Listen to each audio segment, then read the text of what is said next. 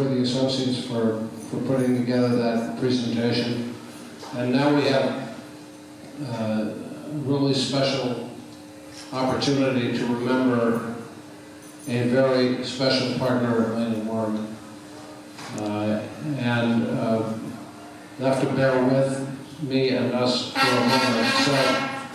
So well, I guess we can jump a little ahead, but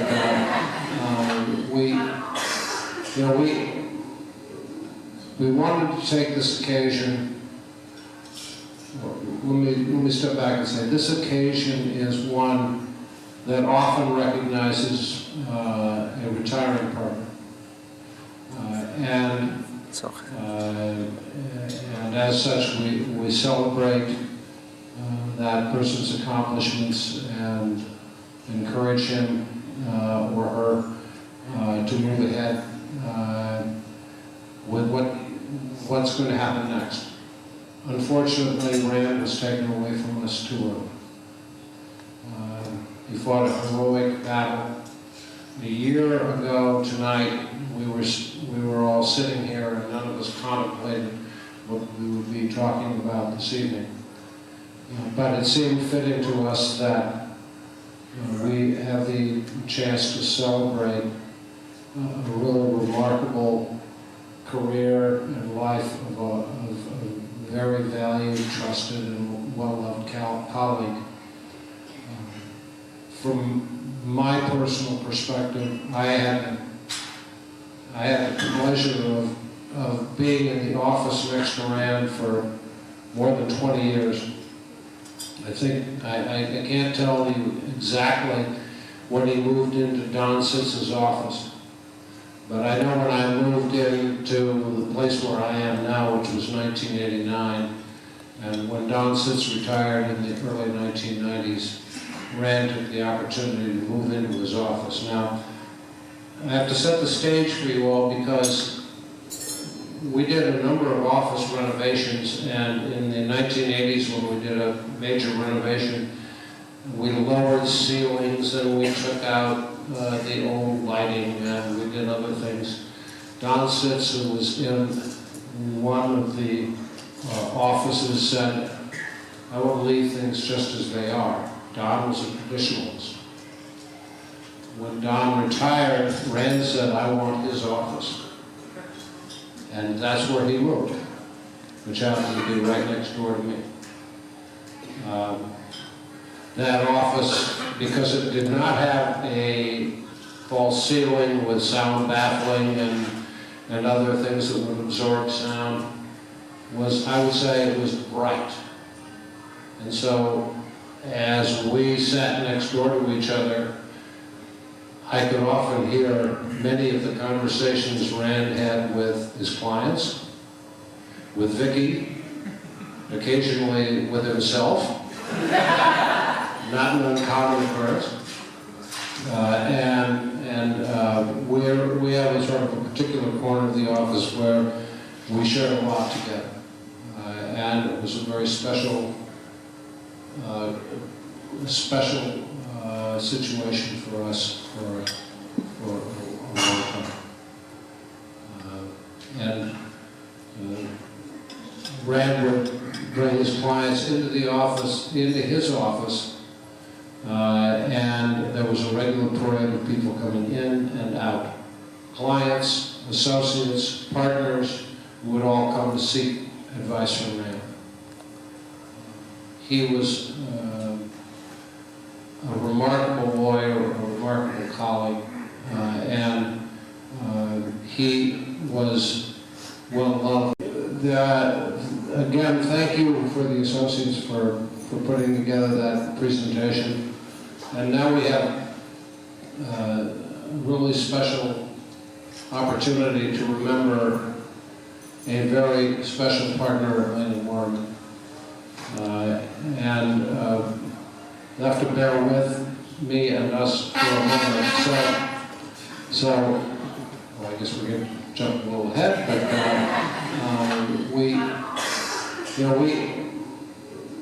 we wanted to take this occasion. Let me step back and say this occasion is one that often recognizes a retiring partner. And as such, we celebrate that person's accomplishments and encourage him or her to move ahead with what's going to happen next. Unfortunately, Rand was taken away from us too early. He fought a heroic battle.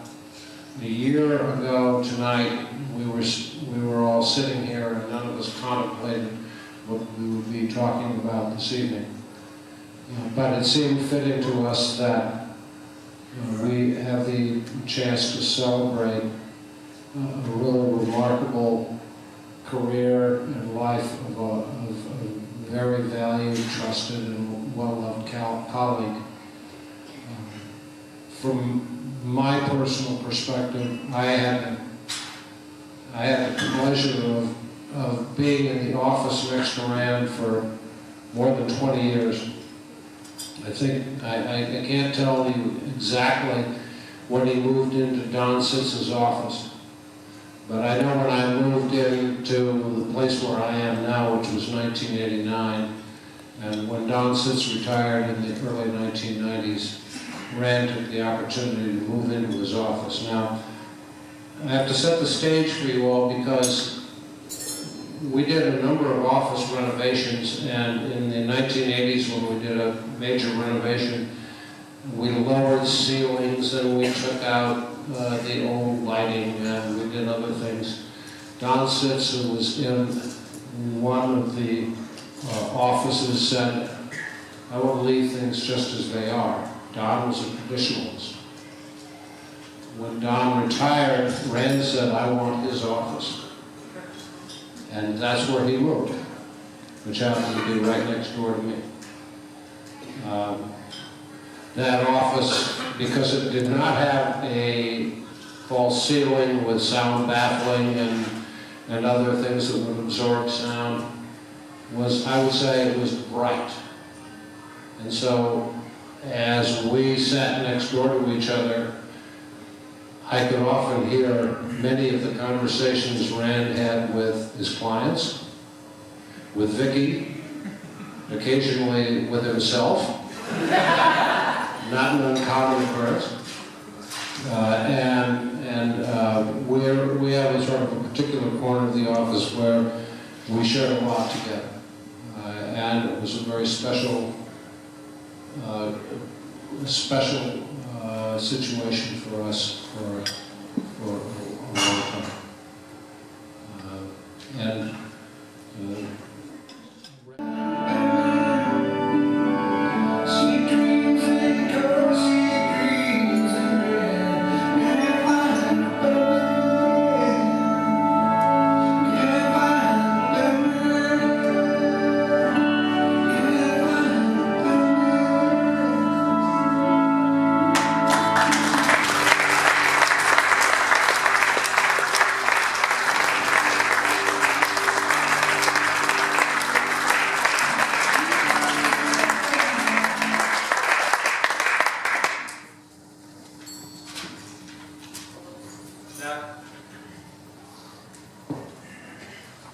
I think that tells you something about Rand and about how the impression that he made on everybody with whom he came in contact, particularly those people with whom he worked every day, and most importantly, our staff members who obviously greatly loved Rand and everything that he shared with them. We wanted to have Vicki Rosso, Rand's longtime assistant, with us this evening, but some time ago she and her husband had planned a vacation for this weekend. She wanted to share a few thoughts and asked that we share them with you this evening. So this is from Vicki. I'm sorry I could not be here tonight. A few months ago, my husband booked our vacation for this week, So who am I to argue with such plans? I just wanted to say that, along with all of you, I miss Rand very much to every day. He was such a skilled and impressive lawyer, and he accomplished more in his lifetime than most people can only dream. He was not only the best boss an assistant could ever work for, but he was also a father to me. Although he said he wasn't old enough to be my father. His sense of humor could not be matched. He trained me how to be a better secretary. In fact, just knowing him made me a better person. I once told him that if I had $1 for every secretary who wanted my job, I could retire early. I think he really enjoyed hearing such a compliment. Right before and after he passed, I heard from former staff members from all over the country who were saddened by his loss. I also heard from former clients and experts from all over the country, even one from Italy. I cannot tell you how many people I witnessed him help over the years. Rand was such an inspiration, and he touched many lives. I was supposed to make his job easier, but he made my job easier.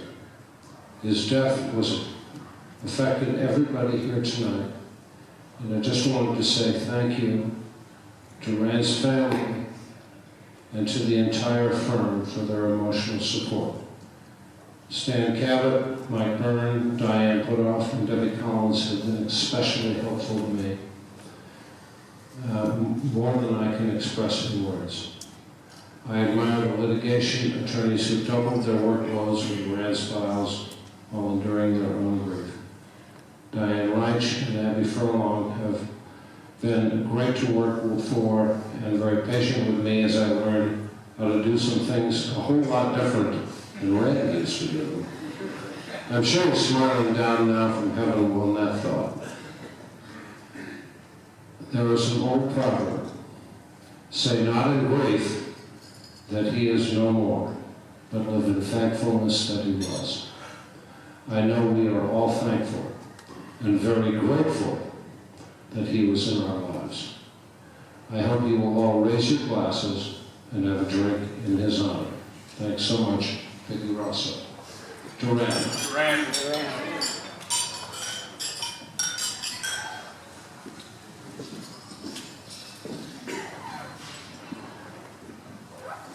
There are a few people who would like to say a few words about Rand, and first is his longtime friend and colleague and partner, Mike Byrne. Mike?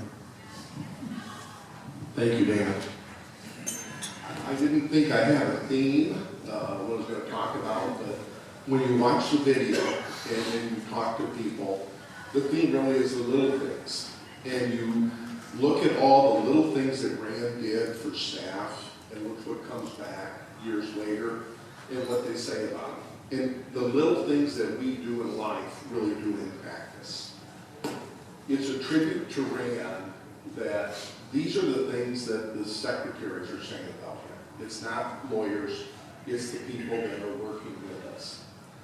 I was at lunch the other day, and we were talking about tonight, and one of our partners said to me, Rand was our moral compass.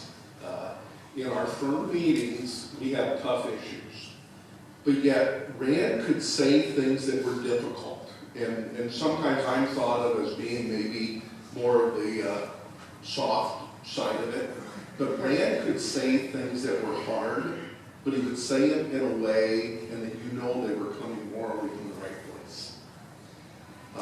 The little things. 30 years ago, Bonnie and I came here to interview, and we went to dinner. And Rand and Jean were with us at dinner. And it was on the elevator on the way down from here. We were at the 11th floor having dinner. And Rand and Jean and I and Bonnie were talking. And it was things that Rand said to me that I remember till this day that are really part of the reason I'm here. Because it was people like Rand that said to me, this is a good place to be. After I started here, Rand and I played basketball together, we coached together. I'm Julia's godfather. He's been very special. So what I want everyone, find a mentor, find a friend. It's important in your life, and they'll guide you along the way. Thank you.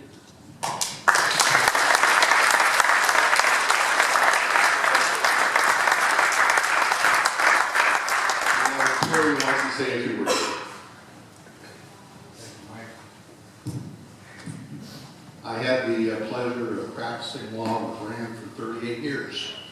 I remember the day he first interviewed, and his beautiful wife Jean was sitting in the anteroom while Rand endured the room questionnaires and handled himself very well. And Jean was very pregnant, sitting in the waiting room, a state that she had many times thereafter. It was a pleasure practicing law with Rand, and as Mike observed, he taught us some lessons that will serve us well going forward. And I can't remember in my career that any lawyer's retirement or death or passing was more mourned by the staff than Rand. Rand had a special way with the staff.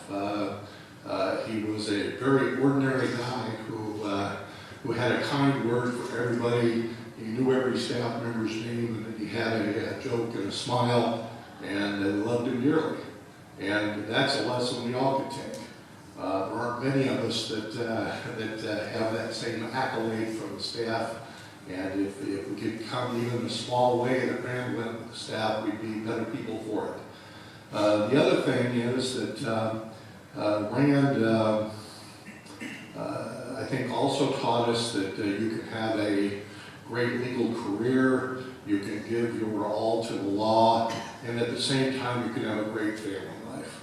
You can have a wonderful family, and Rand certainly has that, and the time he was able to spend with his family, I know, was the best times of his life, but his law practice never suffered.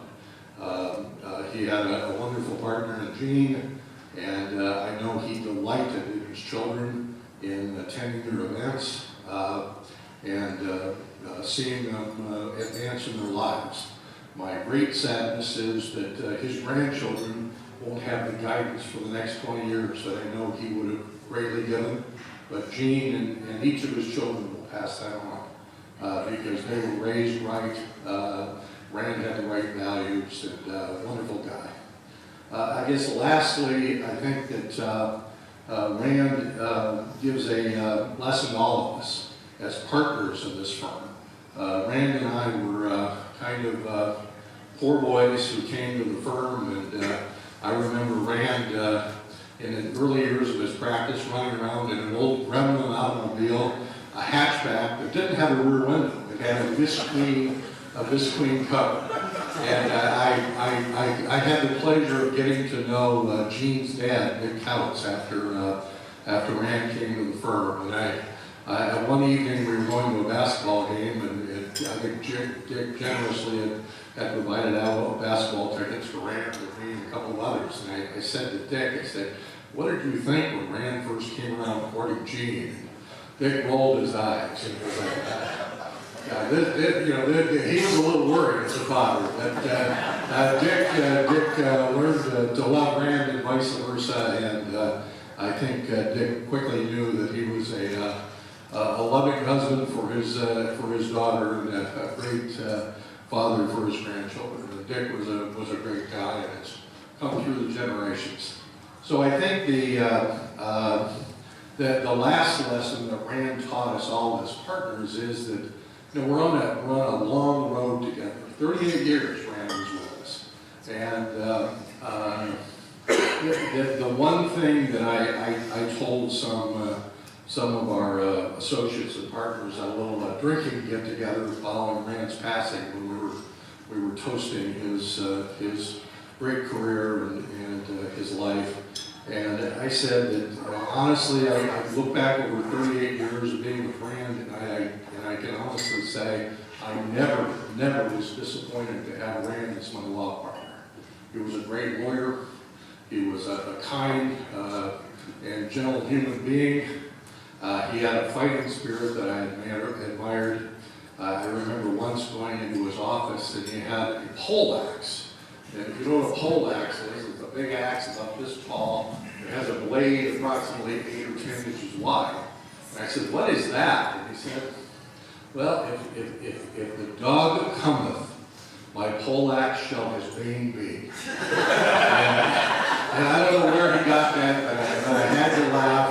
And it's the way Rand approached the practice of law. He met every challenge. He did it very honorably, and it's with a great deal of sadness that we remember his passing.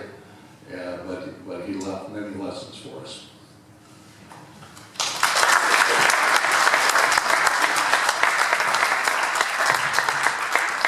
Thank you, Terry. Just a few memories. First, Terry, Dana, Mike, what we heard on the video from the staff. I mean, we could go on and on and on. And for me, it's the video really captured it, all of the remarks. And I always think of Rand and the twinkle in his eye. You know, I've been pretty damn blessed in my life, and particularly blessed to be able to practice law with my dad, who was a strong and a real mentor for me. But he was a mentor of the type that was follow my lead. He would lead by example, see what I do, watch me. But there's really only one person in the firm that ever taught me all the nuts and bolts of trial practice, and that was Rand. I started at the office in 1981. I was a first-year associate. Rand was the first-year partner. And he took me under his wing and would tell me what to do and what not to do in terms of depositions and practice. I remember after being there about a year, he said, you have to go to Fred Lane's trial practice school. I went 3 years ago. It's the best school there is, and I did, and I learned so much, and we used to share his notebooks. And I continued to use it for 10 years after that. Rand, I was fortunate and lucky enough to second chair Rand in a number of trials. And he was a true master in the courtroom, and to learn from that. And afterwards, Rand and I continued to work on cases together, and he was always someone that I knew I could go talk to, who was so energized. He was so excited about the law, and to talk about the law, and to talk about the issues. I mean, from my beginning in the firm, where he would read through my direct and cross-exam outlines, and my opening statement outlines, and my closing argument outlines, and go through my voir dire. I mean, there was nobody as technically proficient in the trial practice as Rand, and he passed it on, and he was such an excellent coach, and I am so grateful. And I miss him, as we all do, and here's to Rand. Thank you.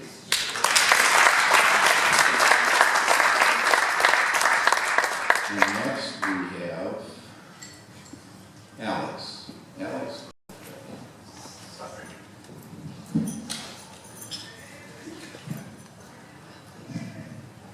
Thank you all, and you'll hear from a couple of Wonios, so I'll start it off. And I can talk literally about just about everybody in this room. My dad would, cue us in on everything, and could make fun of all of you too, probably. I know how Rand is, so I'll try to be brief. I do want to congratulate Sam. You are my mom's favorite lawyer in the history of the world. That includes my dad, so congratulations as well.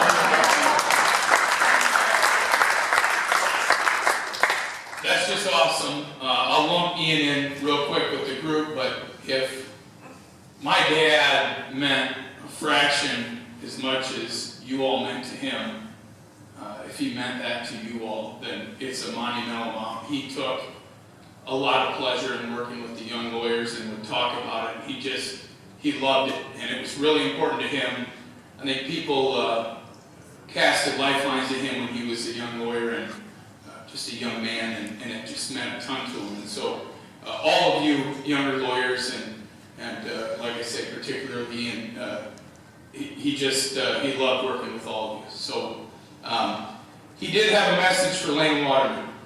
The last day that my mom and I took my dad to the University of Iowa, we didn't know it was going to be the last day, but Dad jumped right in, and I have most of it on a recording on my phone. The good news is I started it too late, of course, but it's impossibly sad, so I'm glad I'll just have to summarize it for you. And I want to give you a tiny bit of context. But my mom and I went over there. Mom, it was a Thursday right before Helena's wedding, and he met with Dr. Mo, and the plan was to get his next round of Keytruda. And probably foolishly optimistic, we thought, and there were some conjured up plans of getting some cocktail of Ritalin and maybe a blood infusion to make it to Helena's wedding. And the news we got was the exact opposite of that.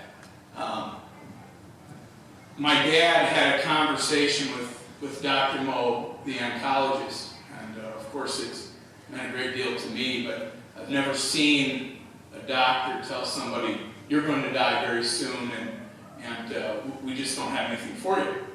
It was a very moving situation, and they had this conversation, and we've shared it as a family. It's wonderful, but he said to my dad, I want to give you a hug. This won't surprise anybody. My dad, with very limited energy, fires his hand out for a handshake. Dr. Mo thankfully didn't take to that and just hugged my dad anyway, but he did have a message, and it was immediately. And Mom and I talked to him just briefly. We were obviously floored. He wasn't, as you know from my discussion about my dad. He was more grateful than anything else, but he wanted to tell everybody from Lane of Waterman thank you, and it was the first things that came out of his mouth. And it was two things. It was thank you for the opportunities, and the opportunities were for him to do something that he loved, to make a living to where my mom didn't have to work, and to help people, which I thought when he said that was, that was random. I mean, he didn't do the practice of law just because he loved to fight, although that was a great ancillary benefit for my dad, but he truly did like to help people. And we can remember clients of his since we were younger that he just loved the opportunity to help people. Bob, I'm glad you mentioned something about your dad. He's kind of a folk hero in our house. My dad thought so much of him, and he talked about him all the time, about the opportunity that your dad gave him. And he mentioned that, and that was part of his thank you. And I think it echoed to all of his senior partners that helped mold him, but particularly your dad. He loved him. I'll also add this. My dad would come to Des Moines and we would talk to other lawyers, and they would brag about how great a trial lawyer Bob was. And this won't surprise anybody. My dad would say, well, hell, who do you think taught him? That happened a lot of times too. So, the final thing he wanted to thank Lane of Waterman for was the friendships. This was by far the most moving part for me. I think Dave, you mentioned the emails and how my dad had mastered that. There's no question about it. But Jason, as you know, and we talked a little bit about it earlier, he mentioned you and the friendship and the emails that you guys had. I don't even know what to say. You and I will talk about them forever. The problem with email is it allowed Rand a volume and a size of a net to run his trash talk. It should have never been allowed. And that was it. But he mentioned that, and Terry, I'm so glad you're here. He mentioned you, and it made me think, I can remember back when I was tiny on Saturdays. I thought you and my dad were the coolest guys in the history of the world. You had the office just down from his. We'd run the race cars by. I'm sure you can remember. You two are trying to work. Gene's trying to kick the kids out of the house, So it's kind of somewhat of a balance to strike. And the final one, Mike, you mean so much to the family, but my dad said to me, I want you to tell Mike and let him know he's my best friend. I didn't know Rand was allowed to have friends, number one. A wife and 8 kids. He didn't have a ton of friends like that, but he said that to me, and he wants you to know he looked at you as his best friend. And as I sat there listening to that, I thought, that's wonderful for Mike, and I've thought so much of you forever, but there's big shoes to fill. And as others have mentioned, one of the great tragedies of this, I'm so grateful to have him as a dad, and anytime I think I've been cheated, I feel selfish about it, but you know, I've got a daughter and we have these grandkids that aren't going to get the benefit of my dad. Breaks my heart, but bestowing the best friend pedestal, you're going to be on next. So we look forward to you telling all the bad stories and good about my dad. My dad wasn't, as you know, proud of being a part of Lake and Waterman. Not even close. You know, he was grateful to be affiliated with all of you and be a part of that, and you know, loved all of you. He really did, and put it all in there, and he was grateful for it. I'm going to pass this on to my sister Helena.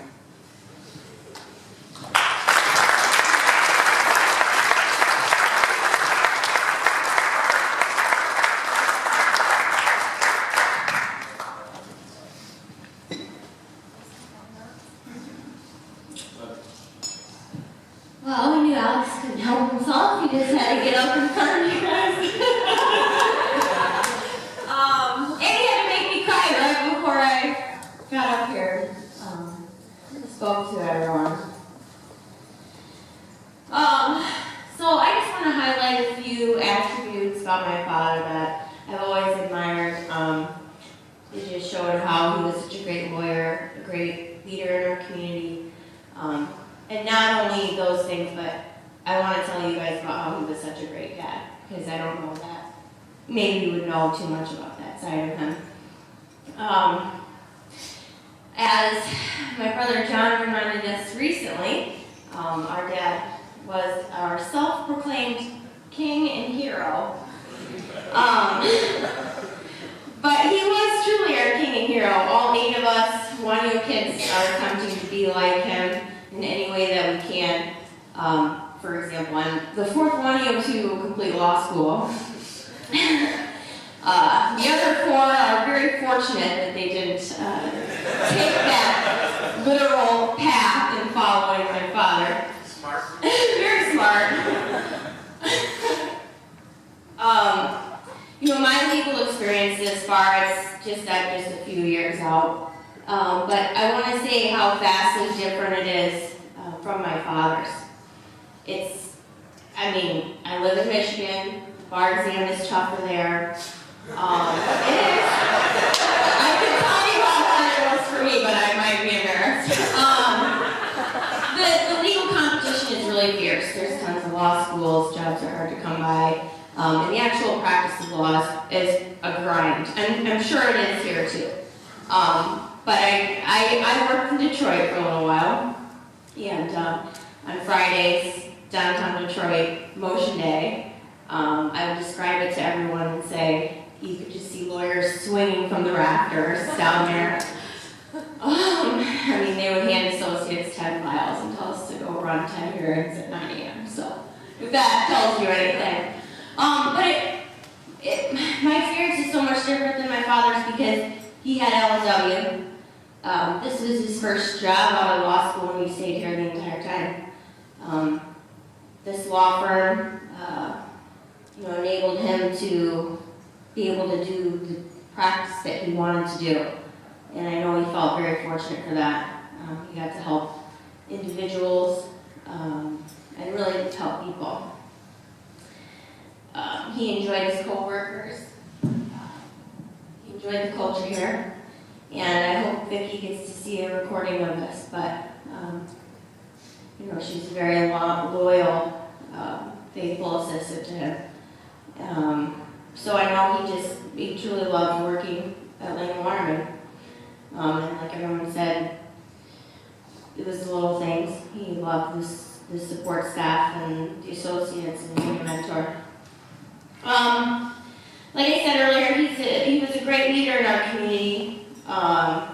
great lawyer.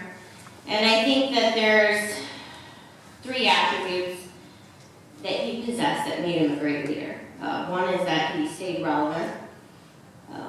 He differentiated himself from other people, and he was very authentic. He was relevant because he understood his audience. He knew people, he knew why they did the things that they did.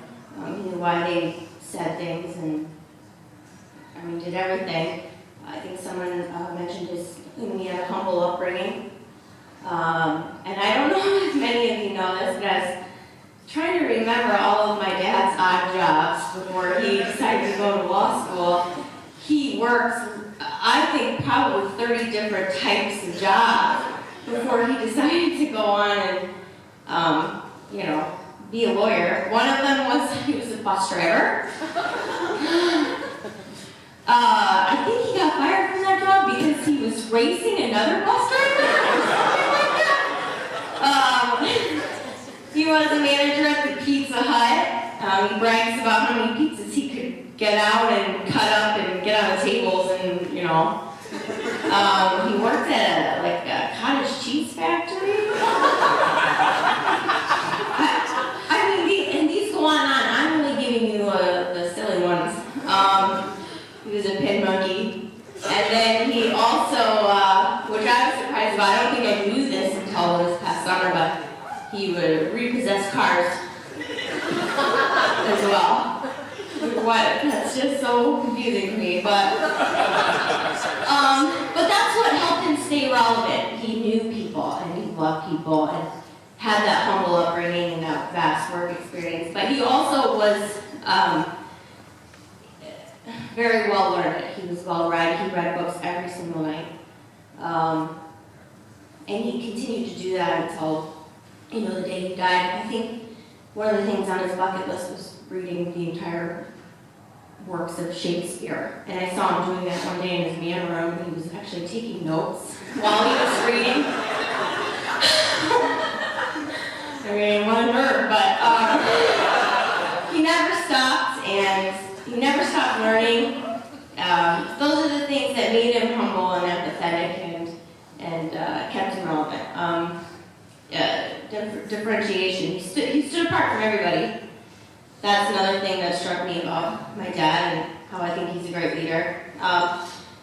He was very honest. He made sure to tell the truth all the time, and it got nailed into our heads over and over and over and over and over. And we're very grateful for that. Because I think everyone in this room can appreciate how hard it is to tell the truth in every single situation, whether we want to admit it or not. Another thing that made him stand apart is by doing things in the community that I, as a young lawyer, haven't really seen too many other lawyers do. He was at the Little League fields every spring and summer my entire life, and he just loved that sort of thing. He loved refereeing high school basketball games, which, what kind of a lawyer wants to do that every Saturday night? What else? And, he was a confirmation sponsor for many of the kids he coached in Little League. And these are the random aspects of his life that I think benefited his career. I know he gained a few clients from doing things like that. So he stood apart in a lot of ways, not just those I mentioned. And then lastly, he was authentic. Everything he did was with intention. He communicated in his own way. He was very straightforward, very blunt. When I was in 7th grade, I'll tell you a quick story. I was failing math class. And he was taking me home from basketball practice one night. And he stopped the car and he says, "Lena, I had a call from your teacher, and I know that you're failing in math, or expecting a D or something." And he just very matter of fact, he was like, "I'm not going to tell your mother this, but you're going to get a tutor, and you're going to get your grades up, and that's it." That's how he spoke to us, and that's how he faced every difficult decision. I think someone mentioned that when he was like that at meetings, he was the moral compass, he faced everything head on. And he did that with everything. That unfortunately was not the only secret we kept from my mom. I know that there's probably a lawyer in this room who may have helped me get out of a couple jams here and there. So, I trust them with my secrets.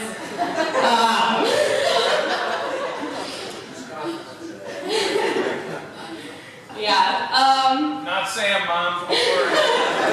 No, thank goodness. Apparently they're friends, so. There's just a couple reasons I felt compelled to speak to you tonight.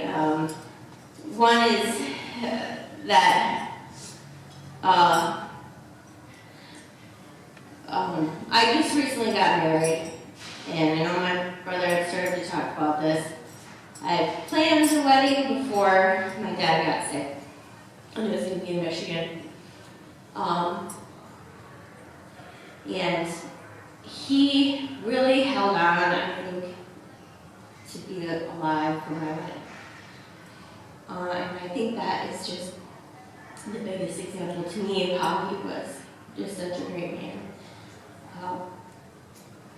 He was so sick and just horrible for a while there. And then when my mom and brother met with Dr. Mo, I know that Dr. Mo gave us a little miracle so that he would at least be around for me to get married. He kept him alive for that week. So that's one of the main reasons I want to speak to you. And then also, I wanted to tell everyone here tonight that I am pregnant and my child is, I know that sounded weird, but my unborn child's due date is the day before my dad's birthday. So with any luck, we'll have a little ram reincarnated for us mid-July. So the story is not over. They're still here. I know this is a very awkward way to end my speech, but anyway, thank you so much. Congrats to Sandy and Abby. And then I wanted to say this. It's just thank you so much for inviting our whole family to be here. It means so much to us to connect with those that he spent so much time with and people that he really loved. So thank you very much. I really appreciate this. This is over the top. Take care of my dad. So I just wanted to finish by saying thank you from the Wonio family for inviting us. So my friends were asking me, what am I doing this weekend? I'm like, oh, going to my dad's retirement party. And everyone's like, how's that possible? I'm like, my dad's firm has invited the whole family. Everyone thought that was so cool. So thank you very much for that. I want to thank the firm for your support while my dad was sick. The work to get the ball field named in his honor means so much to my family. Vicki was instrumental in that, so I'm sorry she can't be here tonight, but we thank your whole firm for that. And then finally, thank you for your support after my father's passing. Mike, everyone's mentioned you, but you've been instrumental in the Rand Wonio Foundation scholarships for Pony League players that came out of Davenport East. I know Scott's doing pro bono work for a charity that my mom's interested in. So it's just what I know of, and I'm sure there's more stories than that. So I really appreciate it. My family really thanks your firm for the culture you've developed to allow an hour to talk about my father in the same night that we're celebrating a new partner. So congratulations for that, and we really thank you. So.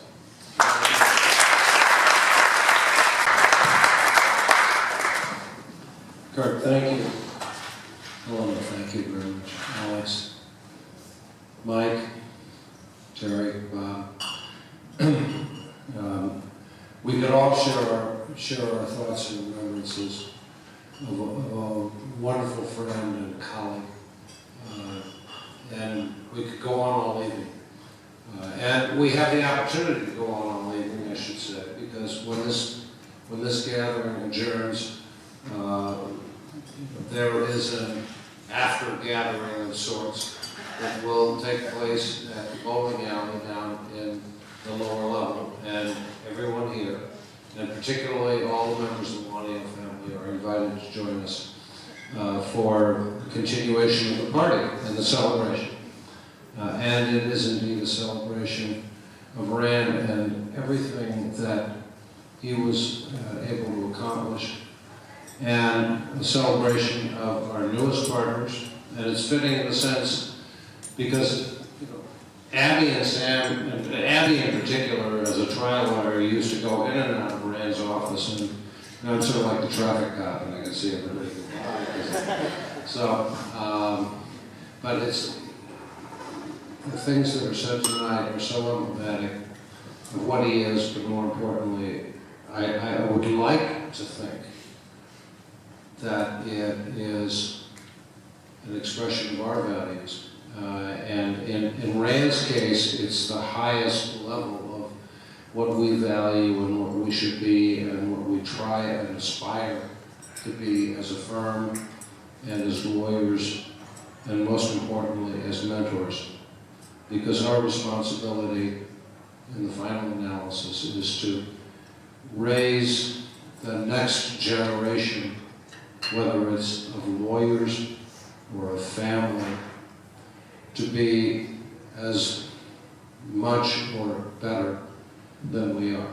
And Rand certainly embodied that in every respect, and is a great mentor to us all for what he was able to achieve in the short time that he was there.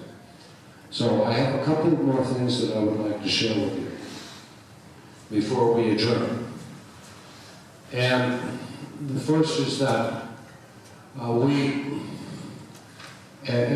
so we made a gift and a commitment to St. Ambrose University in memory of Rand to name a Rand Wonio 1973 conference room in the Falwell Pre-Law and Leadership Studies Center to honor Rand's legacy and his dedication not only to the practice of the law, but to St. Ambrose University. And as we all know, Rand did a lot at St. Ambrose in mock trial and in programs for them. So we felt that it was fitting for us to be able to initiate this remembrance of Rand at St. Ambrose, his alma mater, for him.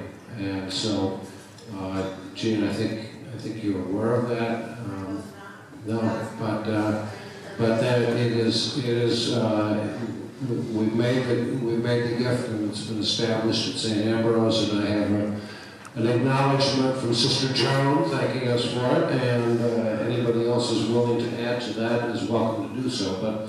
But it is so we have the Rand Wonio conference room there, which will be a permanent memorial in Rand's honor and in recognition of what he did not only as a lawyer, but more importantly, as a mentor to others who were aspiring to practice law or to otherwise be great citizens of the world, and that's everything that he represented. Finally, Gene, I'd like you to come up, because we have, just step up here for a minute, because we have we have something that we'd like to share with you, and this is that when a lawyer joins Waterman, we put up a bronze nameplate, and when a lawyer leaves Waterman, we take that nameplate and give that to the retiring or departing attorney. So in this case, we would like you to have Rand's nameplate to share and to remember all the great things that he did for us.